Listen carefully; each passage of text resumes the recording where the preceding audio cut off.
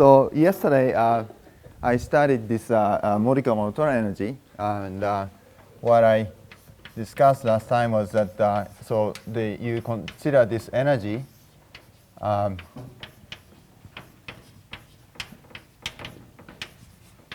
where W is the double Bohr potential, and now idea was this is like the surface energy.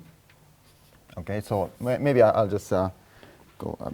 So the idea was this should behave like surface energy of the interface, and if you think this is the surface energy, then the critical point of this should correspond to somehow to the minimal surface. Okay, so the Euler-Lagrange equation of this was this one. Is easy to, anybody can do this, and so this should correspond somehow to minimality of the interface in some sense, and also we have this energy bound. Okay, and so the problem is very simple. That's all. That's all you can play really. Okay, that's the only thing you can play. So now, okay, so now, so what I'd like to try, and the other thing is also maybe I should say that you expect that if you think this as a radon measure, this should correspond to surface area, surface measure, I would say, measure. This should correspond to surface measure somehow of the this presumably minimal surface-like object.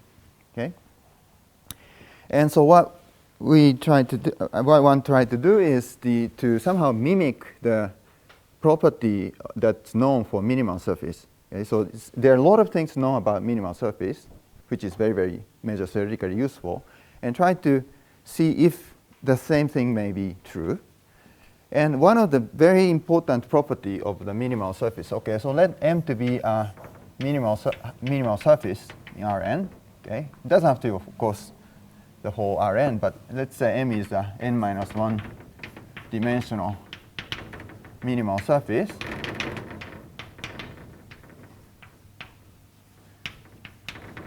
Then one of the very important property of this minimal surface is the so-called monotonicity formula. Okay, so well-known property of this so-called monotonicity formula.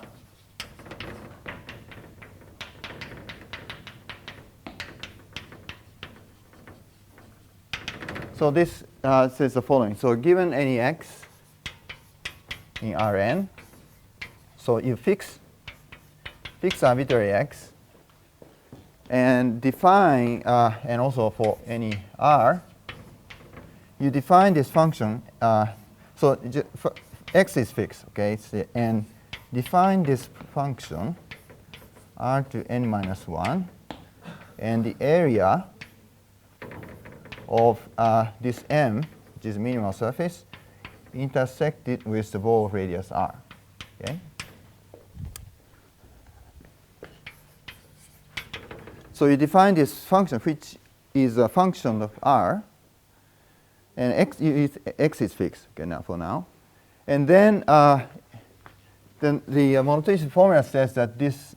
So the claim, which I don't prove here, but I'm just telling you this is true. F is actually monotone increasing function.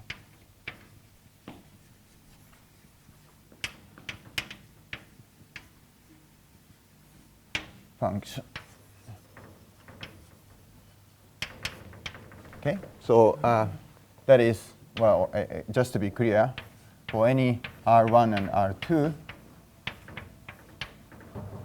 f of R2 is bigger than or equal to f of R1, and just to make it sure.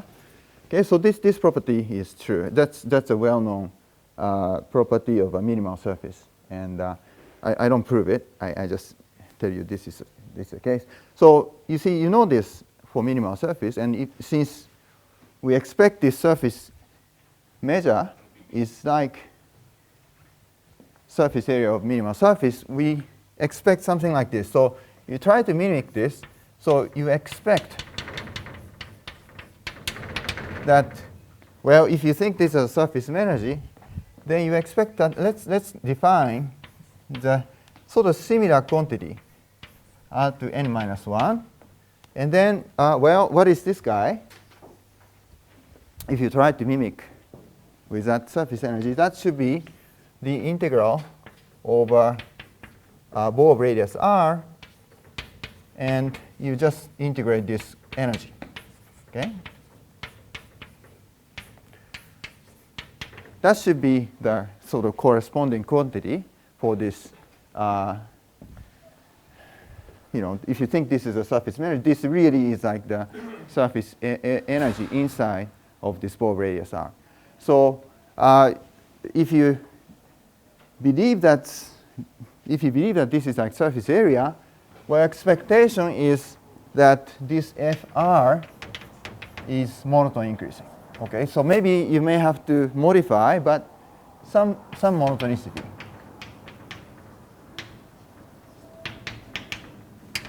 Okay, that's the question mark. Yeah? You live in Rn? Rn? You're in Rn?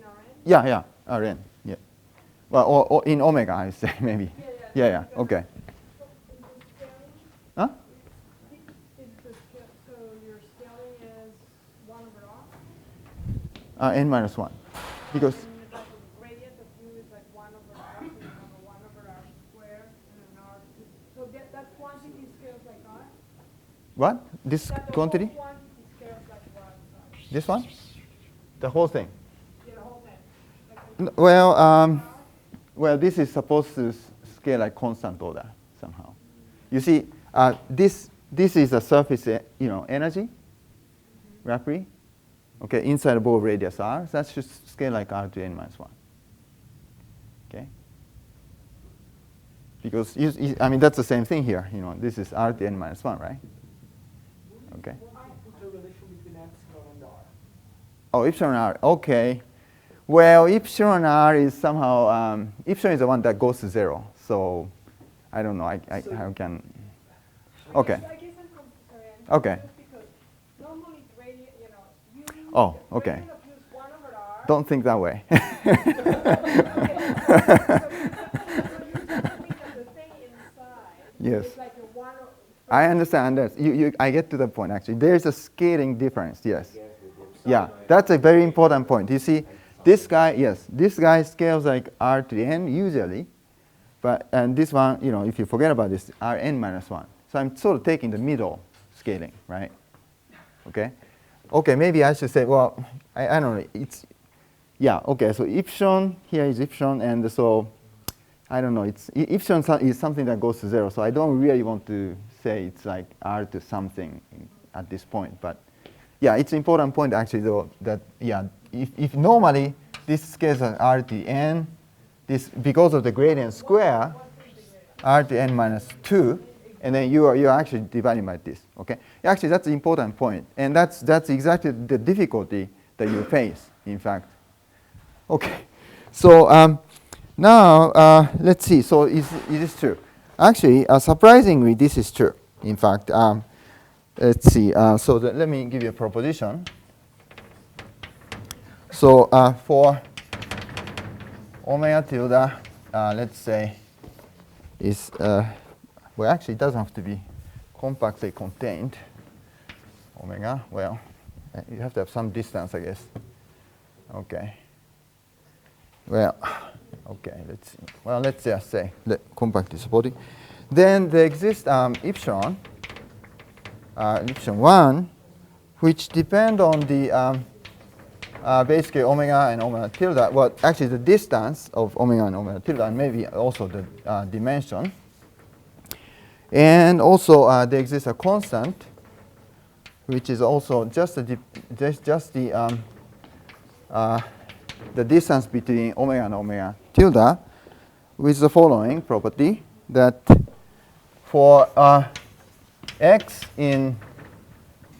x in omega tilde, and r, which is between 0 and distance of x to omega at omega maybe over 2. So you are away from the boundary. Well, you define this plus a correction term. So define f of r to be just there, written the same thing, of x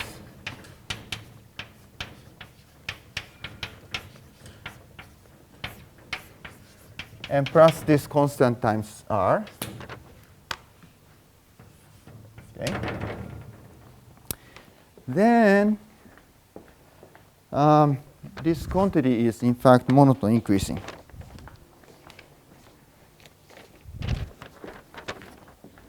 Then if epsilon is small enough, f is monotone increasing.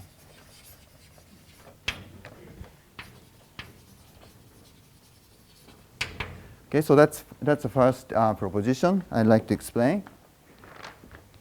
So it's really like minimal surface with a little bit of correction, okay, which is not so big. Actually, when r is small, that extra constant is actually not so important. Essentially, it's monotone increasing. Okay, so why is this so?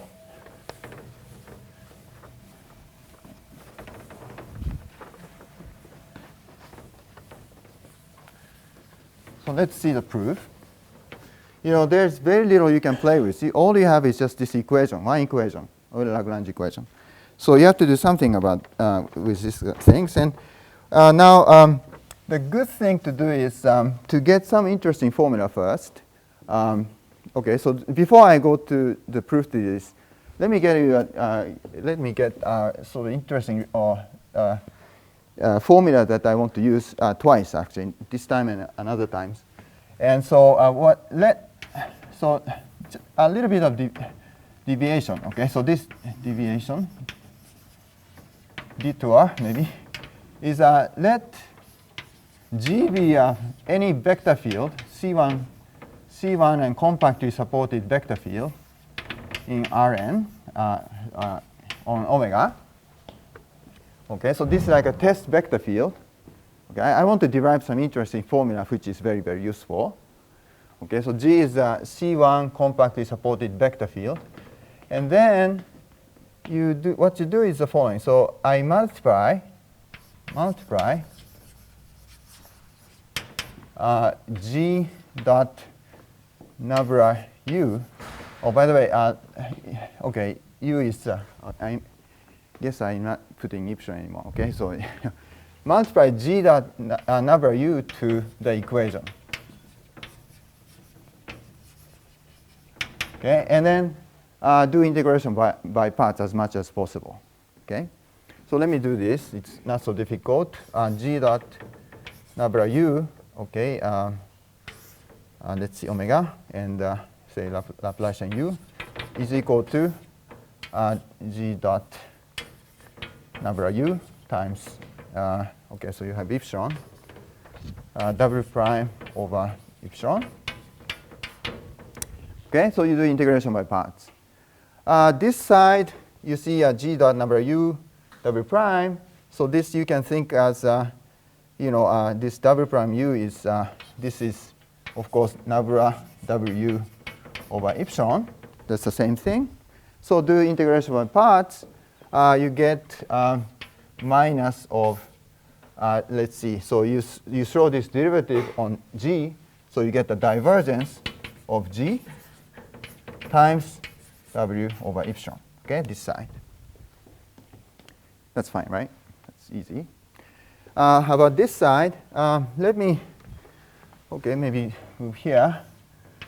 Let's see, so this would be, maybe I just, let me write G as, so this is a vector field, so maybe I write like this. And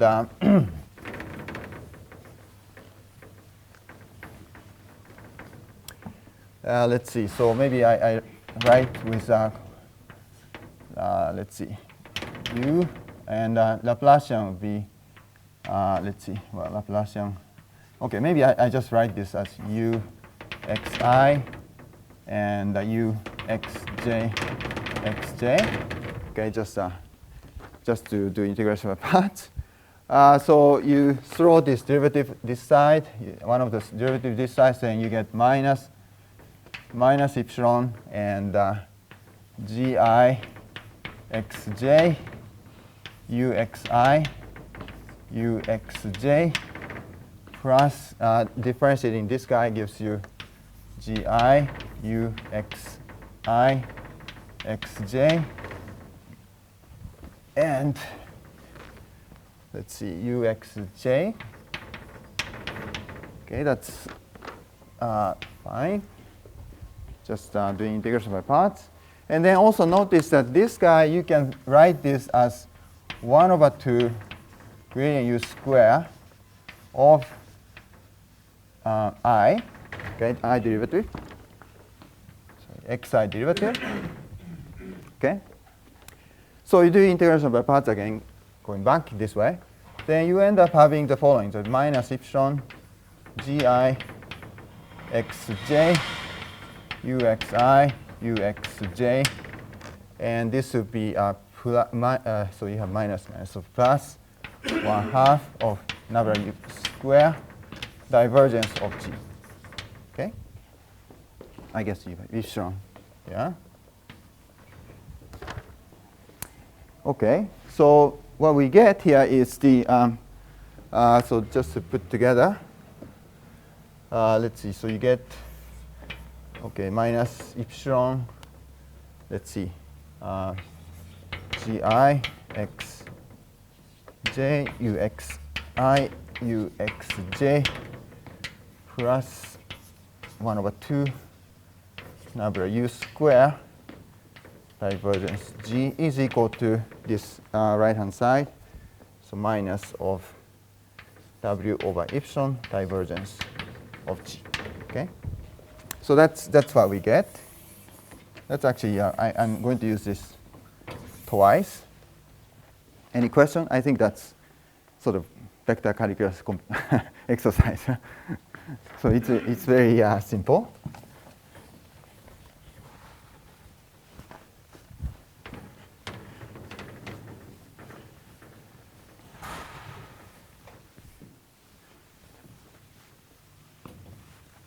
Okay.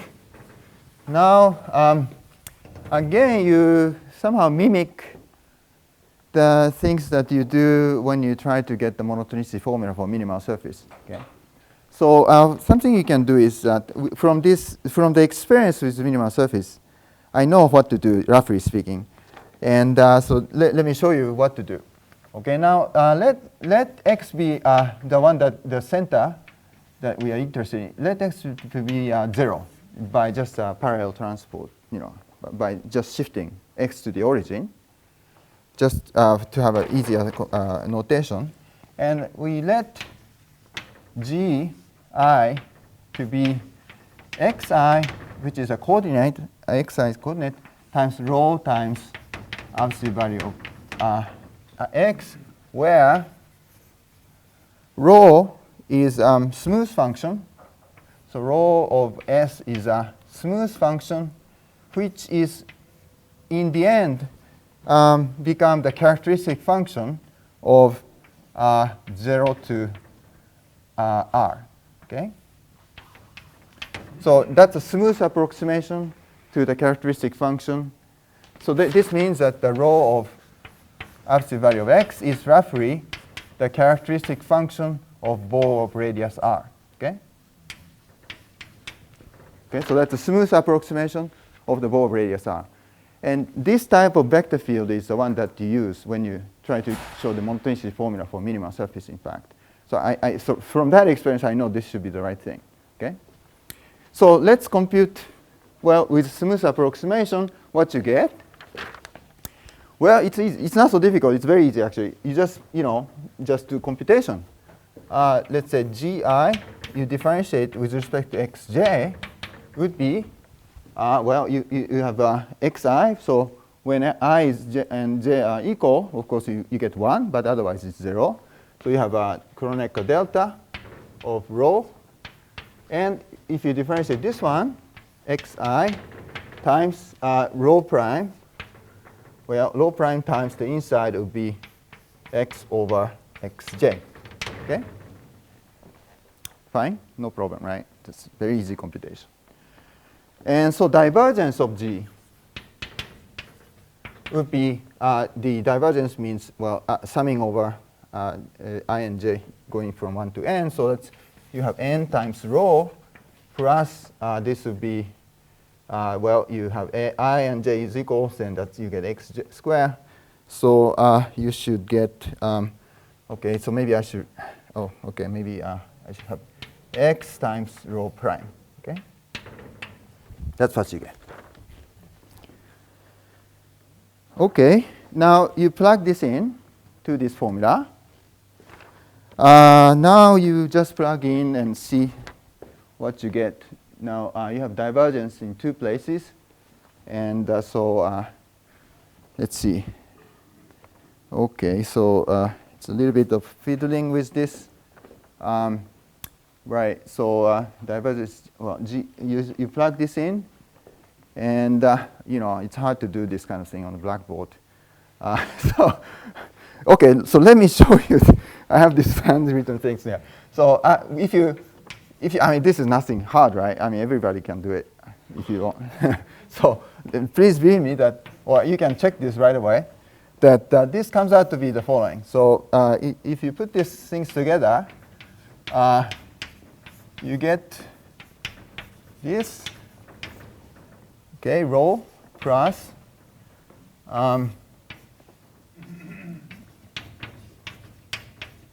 this one. Now here's just, okay, maybe I should emphasize, here's a minus sign of w over epsilon rho.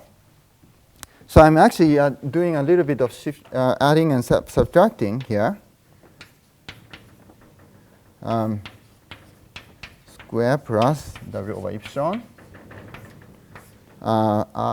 Here's x. Maybe I instead of writing this, but maybe let me write this as, well, I guess that's okay. X rho prime plus, okay, epsilon times x dot nabla u square over x rho prime. This is equal to 0. Okay, that's what you get if you put things together. Okay, I hope that you can either, you know, check later or you can follow it. Notice I'm doing something funny here. Here's a minus sign. Okay, so I'm actually adding and subtracting the same term here. I mean, oh sorry, this one. I'm adding I'm adding the same things and then subtracting. Okay, and you get this one.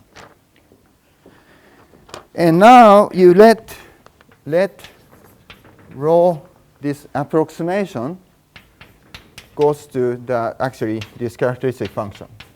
Okay. Let this approximation goes to the limit. What you get is here is a rho, so this becomes the bow radius r, right? Because it's a characteristic function. So let me erase it. Here's the same. Bow radius r. And here is a derivative term. And so there's a characteristic function of derivative, so it's going to be a minus of the integration over the sphere. So here this comes to be integration over the sphere. And you have r, okay, coming out. And I guess plus sign here. And that here is the same. You have a minus of integration over the sphere. And maybe here is r. Okay? So that's what we get. Okay? And this, if you have seen this kind of things before, you look probably, you know, this looks probably familiar to if you've seen this.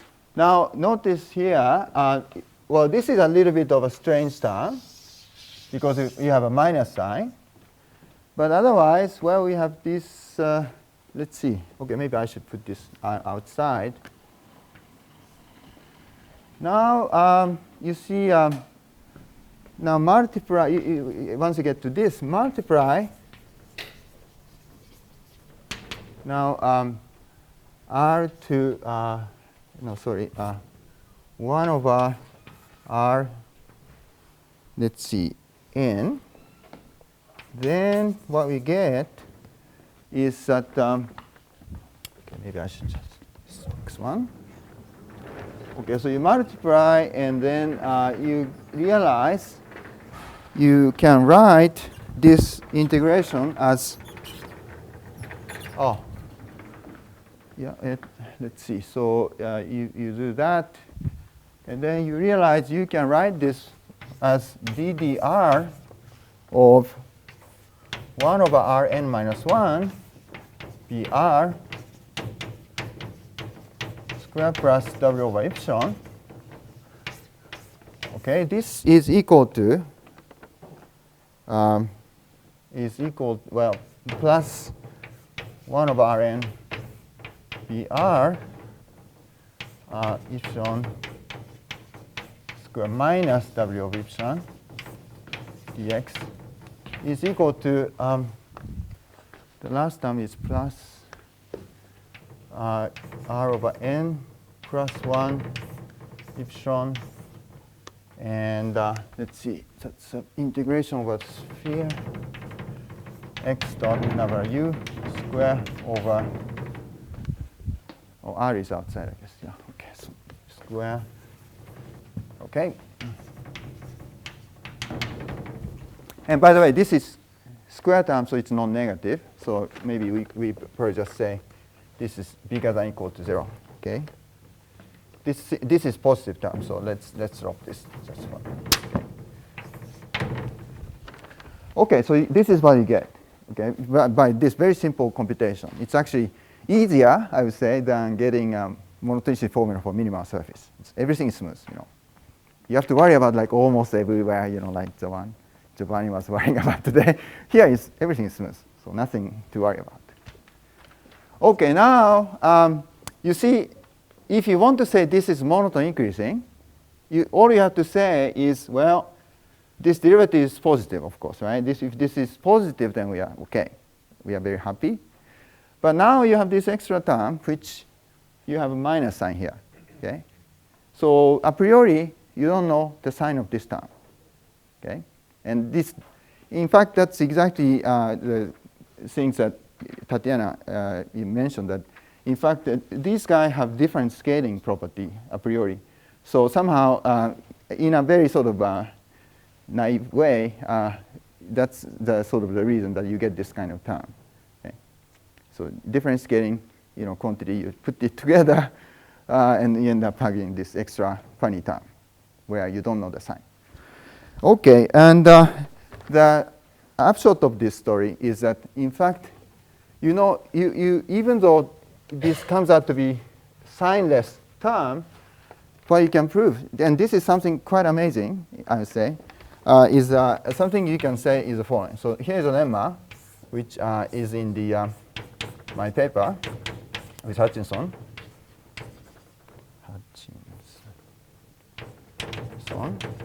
Self. Oh, by the way, yeah. So this result is very from this paper anyway. So, but and this point is something I really like very much. So in fact, you can prove that for there exists some epsilon small enough. So this is really depending only on the as before. It's really omega tilde and a constant. Again, the same. Such that as long as epsilon is less than this number, this estimate is true. Okay, so you have a sort of sign of this term. This is bounded by constant.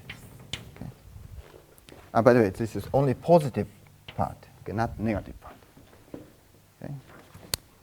So once you are inside a little bit, this difference is bounded by some constant.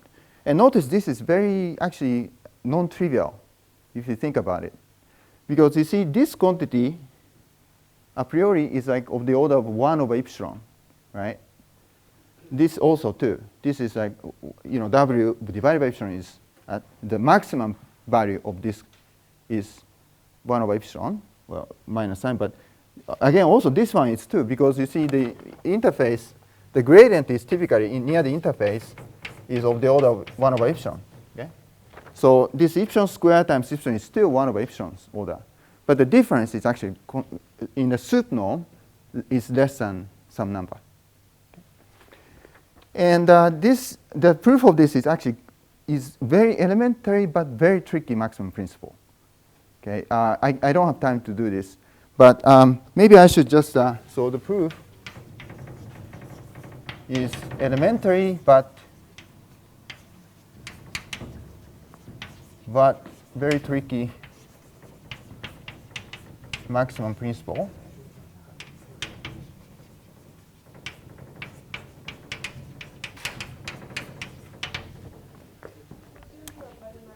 So, yeah? Is it easy to say what you apply to maximum? Okay, yeah, let me explain this. Okay, so actually, what was known before this work is the so-called, there's a work by Modica. I think it's like 85 or 6, I forgot, but somewhere here. 7? Okay, thank you, yeah. So there's this thing that's very nice by Modica, which says the following. Suppose, okay, so suppose U is a solution of this equation on the entire space. Okay, not on a bounded domain, but entire space, and U is bounded. Okay. Then Modica proved that this following inequality is true. Let's see. This minus W of U is less than or equal to 0. Okay. And let me just show you how this argument goes. Okay, so this is on Rn. And how the maximum principle is applied to this. Okay, and notice that this equation is like a scaled version of that in some sense. Huh? If you scale x by, epsilon, x, I don't know which way it goes, but anyway, so if you scale something by epsilon, then you get this kind of thing. Now, so this one actually has very strong dependence on the fact that this is on Rn, entire space. It has to be entire space for this to be true. And also, I should say that this is true for any W, not necessarily double wave potential. Okay, so this result itself is true for any W, or it has to be say C3 or something, but as long as it's smooth. Okay. You explain this statement of lemma again. What do you ask from U? For U is the solution of the this.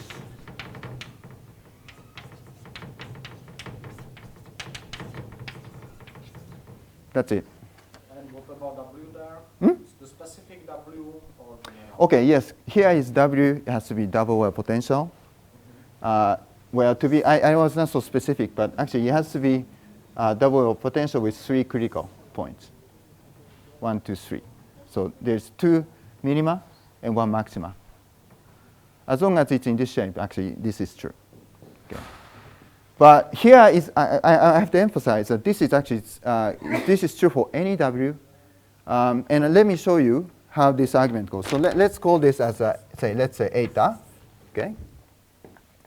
And then, okay, so this is more like a detour of why this is true. But this doesn't prove that, in fact. I mean, it's different stuff, okay, just to make sure.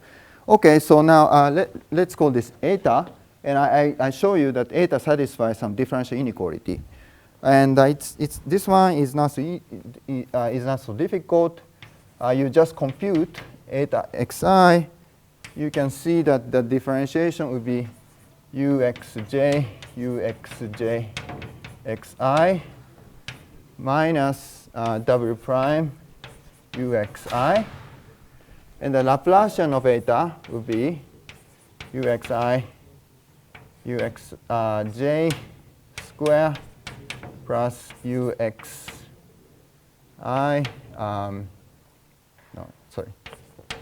Laplacian u of xj minus w prime of the square minus w prime of Laplacian of u. Yeah? That's just straightforward computation. And then, well, notice that this term is like you differentiate the equation once, and you get this one is, you see, this one is equal to w, right, after all, by the equation. So this could be w prime xj. So that's actually equal to times gradient u square. You see that? Yeah. From the equation, Laplacian u is equal to w. Okay. So differentiating that, multiplied by that, gets you this. So this cancels. Okay. So you're left with these two terms. Okay. And now I use this guy. You move this guy to the other side, then you get let's see, w prime nabla u plus nabla eta is equal to, well, maybe it's not good to use nabla.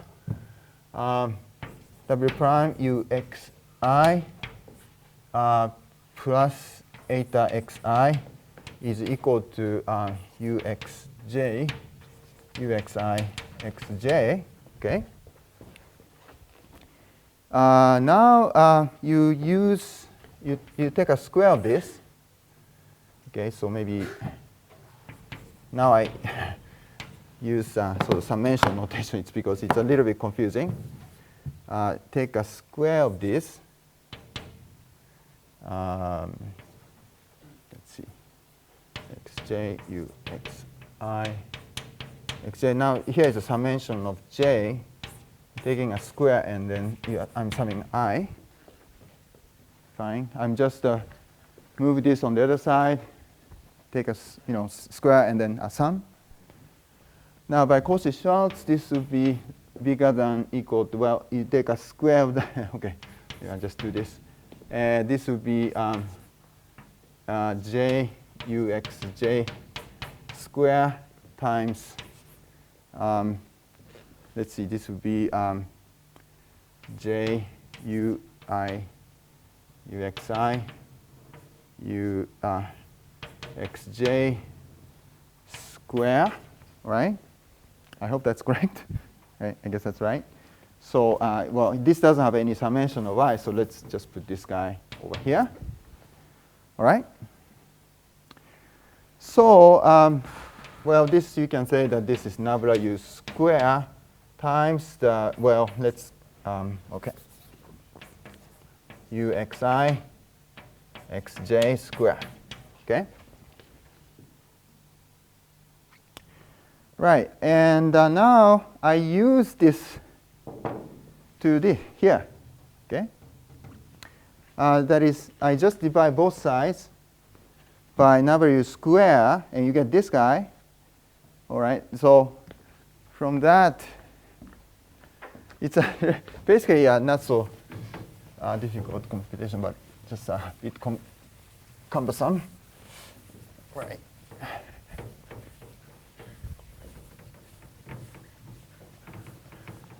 Let's see. So you get nabla eta. Laplacian eta is bigger than equal to I of W prime xuxi plus eta xi square divided by the number u square. Yeah, thanks. Number u square and minus.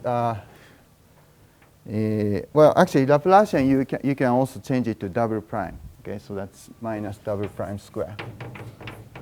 Okay. Okay, that's fine. Now you expand this guy, and then you notice that you have double prime square. You know gradient u square, but divided by this guy. So this cancels. Okay. So you end up having this is equal to, well, you have a cross term, and you have this square term which I drop. Okay, because it's positive. So you end up having the basically number u square and double prime, well, 2 times double prime, and let's see, number u dot number eta. Okay, so that's what you get by this computation. And notice that this means, well, this is a situation where you can use maximum principle to eta. You see, you have Laplacian gradient term. So it's sort of subharmonic, okay? So you can take positive maximum somewhere. You have to worry about infinity, but roughly you can do some kind of playing with this. And you can show from this that eta has to be less than or equal to 0, okay, on Rn. So there is some little step here, of course, that you have to do modification about infinity and so forth, but that's roughly the idea. The structure is here, okay? So that's why, and notice that we haven't used anything about the structure of W, right? W is, I mean, we didn't use anything about W, okay? For any W it works. Now, so this was known from Modica's work, but what we realized is that, in fact, if it's W is a double well potential, you can make some modification. So this one is a bit tricky argument, so I don't really have time to do this, but you can actually modify this eta by some epsilon times some power times some kind of how to put it, modification. I don't know how to say this, but you add some supplementary kind of term, and then you actually show that you can do this.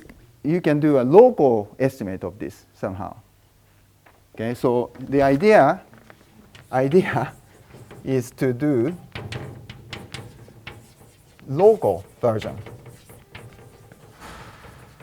of Modica's argument.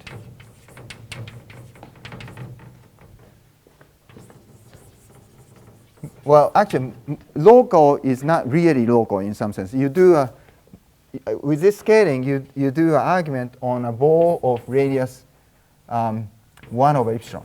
Okay, so after scaling, the domain you're looking at is actually getting bigger and bigger as epsilon goes to 0. So this presumably approaches to Rn as epsilon goes to 0, and so you kind of expect, well, in the limit you have this Modica's inequality. Well, then you probably should be able to do local version of that. And but it's actually, I don't know why, but this argument works only for double well potential. That's something very interesting about this. Okay, so if you have, say, triple well, I don't know how this works. I don't know how to make this argument work, for example. So this is really depending on the fact that this is double well potential for some reason. Okay, so that's something actually I feel that it's a sort of open problem in some way, but I don't quite understand why the estimate I wrote is true only for double well potential.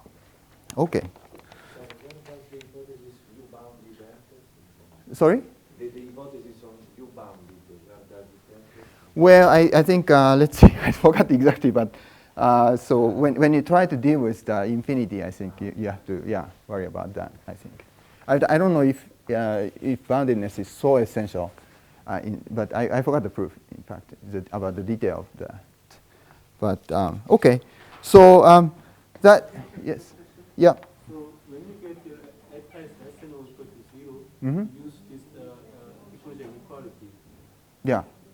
But why not other constant or something else? Why 0? Because I mean, Here? just add constant to f and still you have the same equation equality. Yeah, but okay. It's actually okay. So let me just very vaguely say that suppose you have a positive maximum, okay? Then you see this is has to be positive, okay? Because okay, then that's just by maximum principle. You can't have maximum, positive maximum. Okay, that's fine. Yeah. See, okay.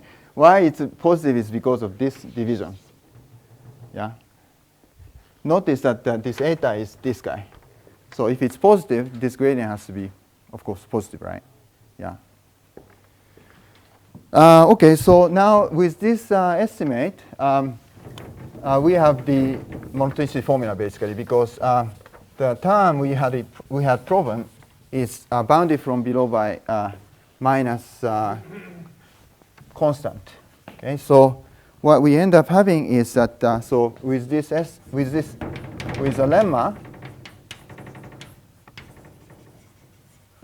lemma we have the this monotonicity formula ddr of Rn minus 1 Vr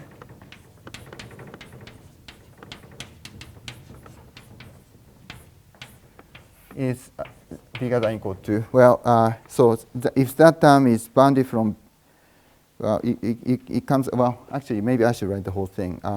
This is, let's see, 1 over Rn Vr and over u over epsilon minus epsilon over u square over 2. Now, it's only positive part minus constant times minus constant. Okay, so that's what you get as a result of this lemma. Okay, so it's nicely, well, there's this constant, but that's not so important. The fact that this guy stays, bounded from below. Okay, so from this, let's for shorthand okay, every time I write. This takes time, so to write every time. So let me write this as a radon measure mu. Okay, dx maybe.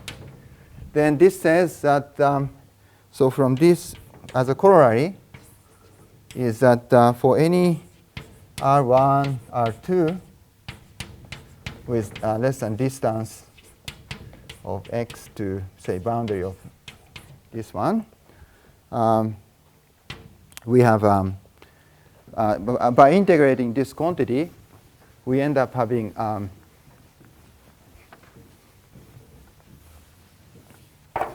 this monotonicity formula, 1 over R, R2 n minus 1, and the mu epsilon of PR2 of x is bigger than or equal to mu of, 1 over R 1 n minus 1, mu of epsilon of P of R1 x, and plus this integral R1 to R2, 1 over R to n, and Br of x. Let's see. Positive part dx, okay, dr, and minus constant times r2. Okay, so that's what you get. Okay, as a result, just by integrating this quantity. Okay, so one thing you get out of this is that first of all, the type of thing that Giovanni get, in the previous one, you get the uniform bound of this measure. That is, this measure has to behave n minus 1 dimensionally. Okay, that is because, well, if you take, so you know that this quantity for any R1, let's say R2 is okay. So R2 to be, say, okay. It's a bit hard, but okay. So maybe I should just say by words that this gives you a uniform bound of this quantity.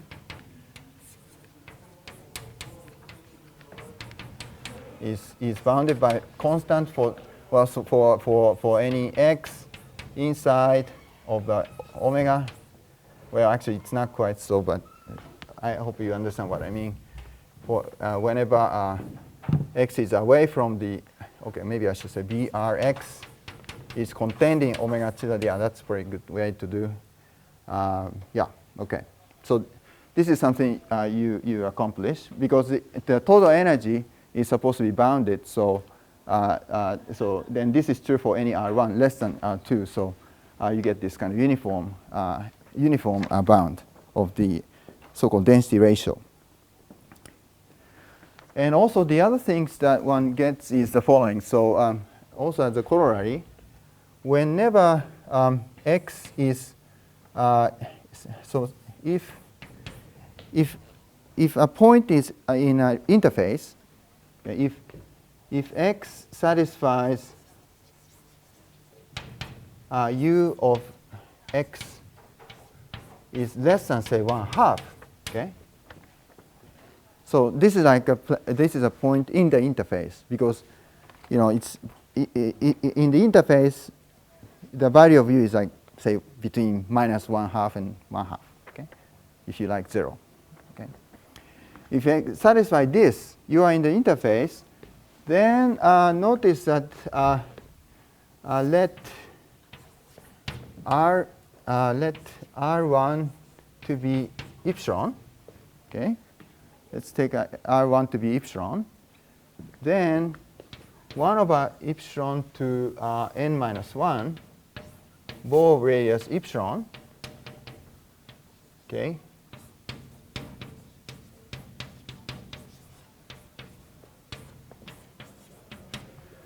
Okay, so this one is bigger than equal to, of course, this is both are positive terms, so this is bigger than 1 over epsilon to n of ball radius epsilon of w, u.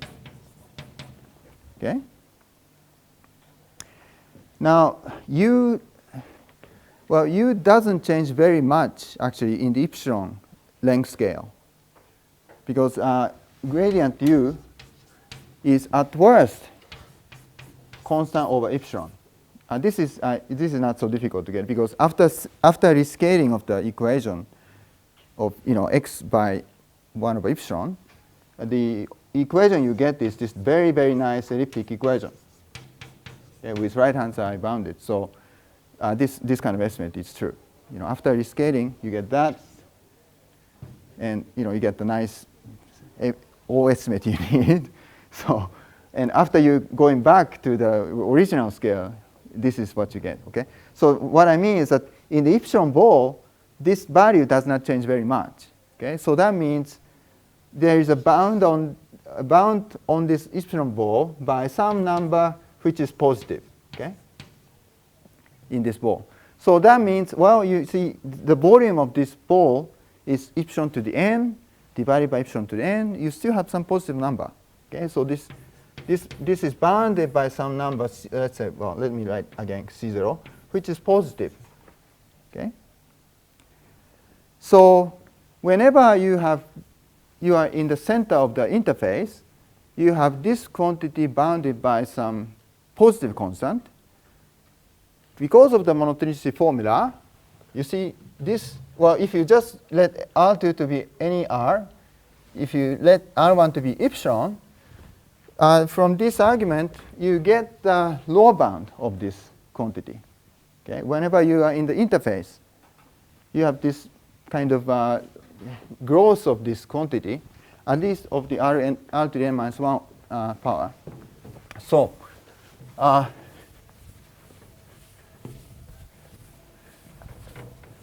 so from this, what we obtain is, so that this is another corollary, is that whenever u of x is less than 1/2, say, so that means it's in the interface, then for any r, let's say, bigger than epsilon, but smaller than, say, distance of x to the boundary, okay, we have, but because of this monotonicity formula, minus 1 mu epsilon of ball of radius r is bounded by this number C0, okay, which is positive.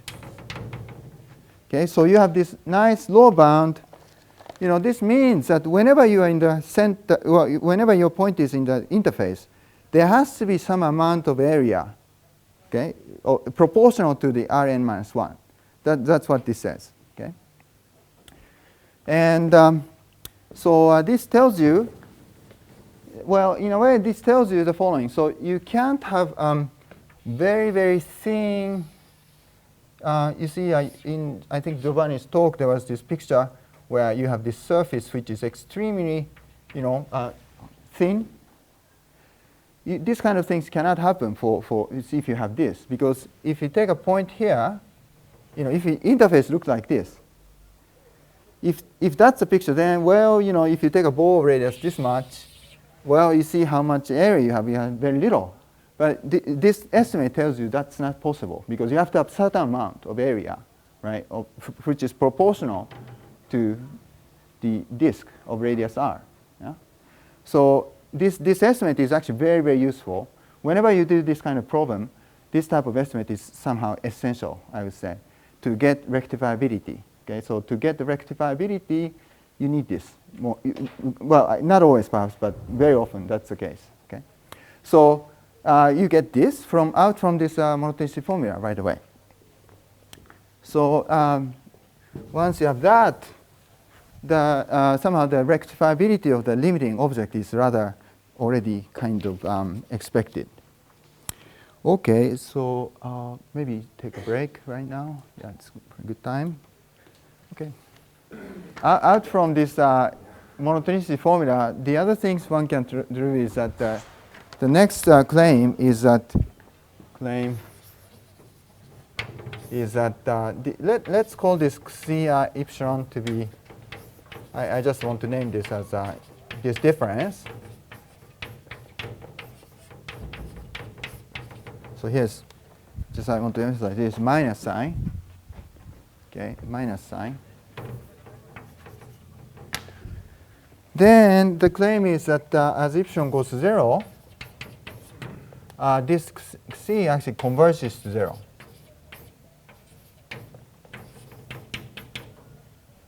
In L1. Okay. So that's something that one can show. Well, the positive part is bounded by constant, and this guy, after all, is less than equal to mu epsilon, because it's a minus sign, right? So, and I know this guy behaves like n minus 1 dimensional surface measure already. So the positive part is actually, you know, it's okay. The only thing which you have to worry about is the negative part, or that is the positive part of that. This guy, this is a minus Xi epsilon. So this one is something that you have to worry about. But so I can't give you the precise proof of this. But let me just very heuristically tell you why that has to be so. So if not, okay, so a proof, the ideal proof is that if this does not converge to, well, let's say if this does not converge to 0, then, but at least this guy converges to something, okay, as epsilon goes to 0. So let's call this as the limit measure. Okay, so that's a radon measure. Okay, and so because it's, you know, it's less than energy, so of course that's bounded, and you have subsequence which converge. And also something you know is, well, maybe I should write like that. I know that this guy is less absolutely continuous with respect to the limiting measure, which is a limit of mu epsilon. Okay. And I already know that this quantity is like n minus 1 dimensional measure from the estimate that we obtained so far. Okay. I mean, maybe it's a little bit difficult, but so this behaves like n minus 1 dimensional measure at least. Now, if you have a point which, suppose that this is not equal to 0, so then there must be, from some kind of measure theoretic consideration, you can show that disk C, there's a point where this ball radius r should be bigger than constant times r to n minus 1. Okay? If it's not 0, then you can pick some point which satisfy this kind of estimate from below for some small r. I mean, I don't really care how small. Now, if that's the case, then this has to be very rough argument, sorry. But this also should be true for, you know, before epsilon goes to 0. Okay? Roughly speaking, the same kind of thing should be true before epsilon goes to 0. But then you have a problem, because you see, if this behaves like, you know, if this is from below constant times Rn minus 1, you have division by Rn, and you know this integration of 1 over r should produce log term, which you know you can make it as big as you want. But there is of course a bound of energy from above, so that's not possible. So it's rather imprecise, but that's sort of the idea. Whenever you have if this is not vanishing, then you can have something like this, which gives you log term, which blows up. Okay, you can make it big, which contradiction. So from this, you show that this is equal to, this converges to 0. Oh, maybe I didn't write the claim. Sorry, my claim was it converging at 1, right? And maybe I should erase this. Sorry. So, but it has an interesting interpretation, you know, because remember that in 1D case, in one-dimensional case, remember in 1D, you know, the very simple picture case, this was equal, right? At the end, I mean, this hyperbolic tangent was precisely equal to 0. So having this converging to 0 somehow have the idea that in the epsilon scale, maybe the things may look like hyperbolic tangent. Okay, so that's very roughly the feeling that you get from this. And also from this, there is a very nice things you can get. That is, in fact, this is a key point to prove that the limit interface is actually minimal surface. Okay, so let me show you why. Now, I left that computation there as it is. Now, I do the following. I add and subtract the same thing, and you get the following formula.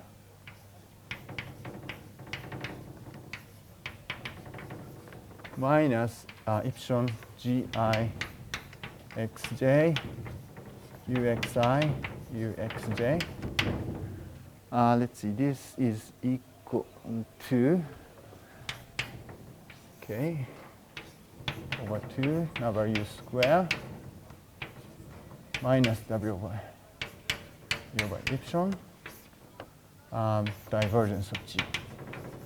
Okay, so that's, you can, I mean, just I added the epsilon over 2 number u square term on both sides, and you get this. Okay, no, okay. Now you divide this, right?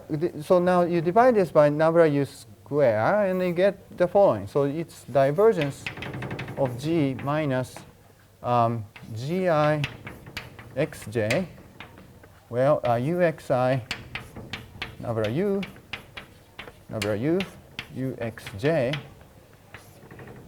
epsilon number u square is equal to this. You see, this is epsilon divergence of g. Okay, the one that we had here, just replace it. Now notice that this looks like a first variation formula. In fact, if you think about it, that is, note that this is mu, or, you know, the unit normal to the interface. Also, so this you can think that's nu tensor nu. Okay, and this is really is delta ij of nabla g, right? Well, gi g. Okay. So you can actually write this as you can write this I minus nu cross nu. Well, maybe I should say nu epsilon. Nu epsilon. Nabla G trace. Okay. You see? So that's really the first variation of this, varifold that I defined before. Except that, well, here's slightly different. So I might change this. Okay, so writing like this, I change it to, again, like this, to make it to my varifold. But except that I have to subtract them, you have to do addition again. So anyway, so I have some term which is like divergence of G and some other things. Okay, that is, I replaced half of this guy by this, but that just produces another term like this difference. Okay, I hope that's clear. And this is exactly the first variation of the varifold that I defined. Okay, I just defined this varifold yesterday, where this B of epsilon, well, maybe I should say epsilon, yesterday. And if you think about what the varifold was, the first variation of that varifold is precisely this guy. Okay, so this is taking gradient of G and projecting to the tangent space, taking a trace. That's first variation. Okay. Okay, now we are in good shape somehow, and we know that this right-hand side goes to 0. Okay. And also, this takes some explanation, but the first variation of varifold is actually continuous with respect to weak convergence. That's something I didn't do it, but I probably don't have time to do that. Now, so what we know is that, we already know that because of the weak convergence of Radon measure, this converges to some varifold, okay, by weak compactness.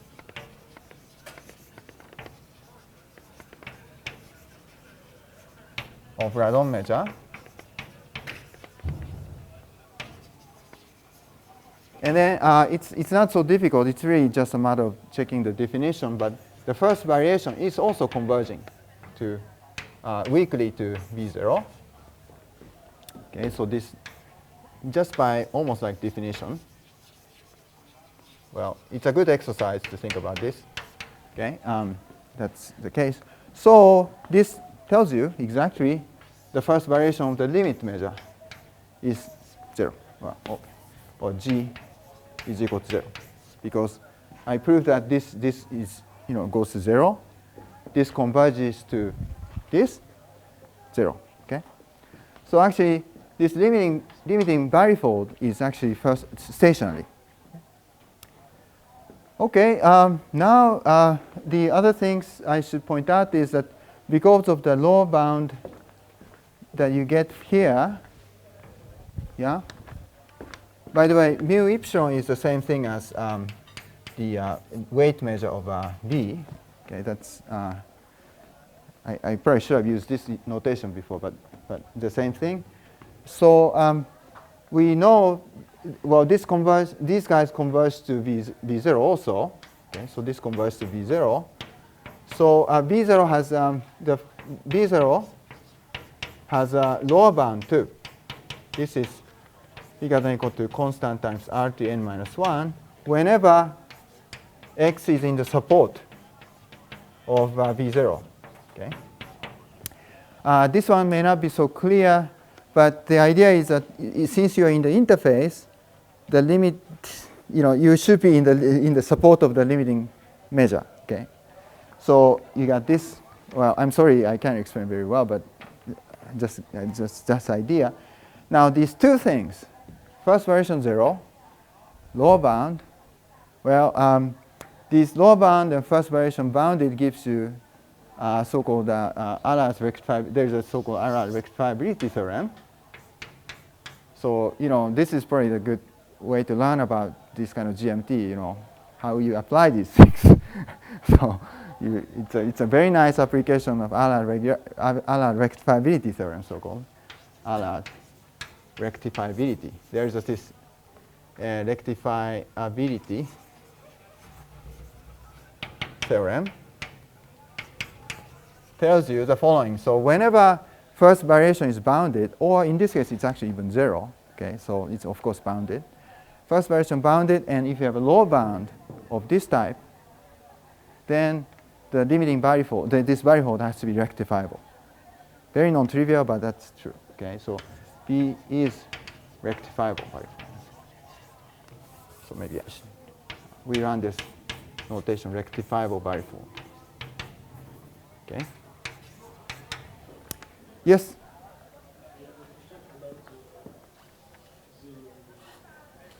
Actually, do you consider the B0 as the support of the limit of the measure epsilon? Sorry, the support, yeah? B0 is the limit of the Support? of the measure mu 0. Yes, actually. The tangential part is not the tangential part of Well, the tangential part of the level set of U. yeah, in fact, actually, you can show that the level set of U, say U equal to 0. So my question is that Yeah. when you say that B0 is the minimum, Uh-huh. it's not for the, once you know that B0 is rectifiable, you have a It's hard to hear, actually, because of the noise coming from that side. Somehow I can't hear. Is that possible to close it? Very noisy. Okay, sorry. by the density estimate that you make, Yeah. you know that the support of B0 is rectifiable manifold, Uh-huh. but you don't know that the natural varifold associated to the support of B0 is minimal because it's not the same tangential part at each point. I'm not so sure I understand, but yeah, well, the thing I can say, for example, from this estimate is that the interface is actually converging to the limit in a, say, Hausdorff distance, for example. Yeah, that's something you can say from this, but I'm not so sure about the tangent. Yeah, I think that's actually, yeah, maybe that. When you say at, yeah. at the end, when you say that B0 is rectifiable, it's for the natural way to see a rectifiable manifold as a varifold. Yeah, yeah. But before, you were not sure that it was minimal for C the natural structure because it looks like the variation is associated to the tangent space of the level set of U and not Yeah. the Maybe I can discuss later. Sure, yeah. Okay. Right. Yeah, sorry. Maybe I'll just continue just because I have just like 10 minutes or 5 minutes. So, okay, so that's the line of the proof. Okay, that shows that the limit is rectifiable. But there's another step. Well, there's also, I claim that actually it's integral too. Okay. Now, rectifiable means the density could be varying things, you know. But so the last things one proves is that this guy is actually integral. That's also requires some argument, but that actually is also a somewhat difficult part to prove. So that I just tell you that the claim is that in fact this V0 is also integral in the sense that the density, that is the density of this varifold actually is integer, okay, which is not a priori at all clear because there might be some kind of funny interface that may not have the right kind of profile. So the proof of this, okay, I just make a comment that the proof is actually very similar to Allard's compactness theorem. Theorem of integral varifold which I mentioned on the first day, integral varifold, but done in a sort of phase field, in a phase field setting.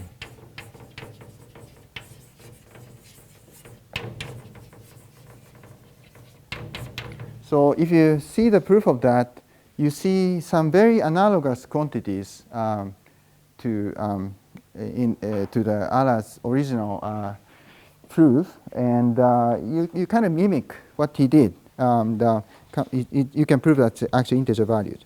Okay. Okay, and let's see. So maybe that's the story of the proof. And let's see. So maybe I just mentioned recent development of this a little bit. Now, in the last 5 minutes or so, so I claim that this is so this B0 is as I said, that's a stationary and integral. Now, the regularity of this guy is, because of this possible multiplicity, say, it's not so clear, but at least you know that there is some portion which is regular, in fact, that by Allard's regularity theory. And recently, so suppose that X is a point of B0. So this is more like research level stuff, but regular point, okay? Regular point. Okay, so suppose that you have a suppose B0's regular point, X. Then recently this guy Kelly-1 proved that the level set actually U epsilon equal to, say, it doesn't matter what, but let's say U equals 0. Actually, in the neighborhood, in say ball radius R of X for R small, in fact converge to the limit in C1 alpha topology. In fact, converge in C1 alpha topology. Well, his paper doesn't quite state this, but I know reading his paper, that's actually essentially what he could prove. Okay, and this is what he did is actually reproving so-called de Giorgi's conjecture and giving a new proof of this guy Sabine, and so he new proof. I forgot the title of the paper, but new proof of de Giorgi's, maybe de Giorgi's conjecture. You know, this is not the right title, I'm sure, but so something like this, which you can find in archive, and. So this is very interesting. You know, this says even more nice property about this interface, that this is, you know, really nice in some sense that even in epsilon scale, you have this kind of C1 alpha structure for this interface. Okay? And I don't know if there's even better topology. That's not known. Maybe you can expect to get, say, C2, C3, you know, C4 topology, whatever. That's open. Okay? You don't know it's true or not. I believe so, though. And the other thing, I was trying to explain this too, but so I didn't have time to talk about this. But if you look at, in addition to theorem A, so what I was planning to talk about was actually the case of stability, with stability, okay, with the stability condition. So stability means the second variation is non-negative, okay, So maybe I should say theorem B. So I was not able to do this. So suppose in addition to assumption of theorem A, assume that this second variation is non-negative. Okay, so epsilon is plus t, say t phi is bigger than 0 for any phi C1 compact. Yeah. Okay. So that means second variation is non-negative, so that means stable. Then you can actually show extremely strong things. Actually, then the conclusion is that, in fact, then the limit. Well, okay. So now already we know it's a limited, stationary point, well, minimal surface in this general sense. But in addition, you can show that the support of B0 is actually stable, regular hypersurface. Stable, regular minimal surface up to dimension 7. Up to dimension 7. Okay? And dimension 8, you may have singularity, which is isolated point and so forth. That's like exactly the same as area minimizing case. Okay? And also, I should mention that using this by the way, so this is a joint work with Neshan, Wikramasekera, and Wikramasekera.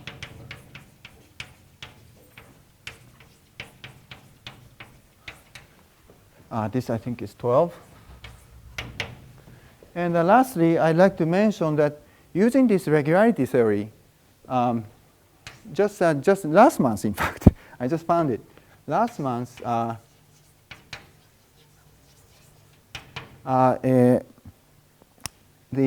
think he's from IMPA, but the Guaraco,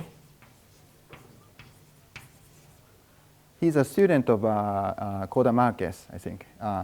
He's a student of Koda Marquez, proved that so-called Pitt's theorem of minimal hypersurface. So let me just say that too. Okay. Yosh. So proved the Pitt's theorem, which says that given any Riemannian manifold, compact Riemannian manifold,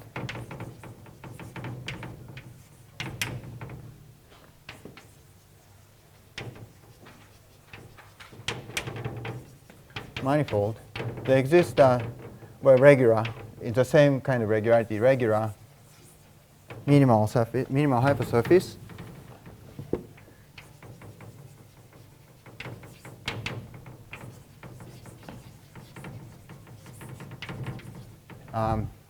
Up to dimension 7. Okay, so that's Pitt's theorem. Using this regularity theory, our regularity theory.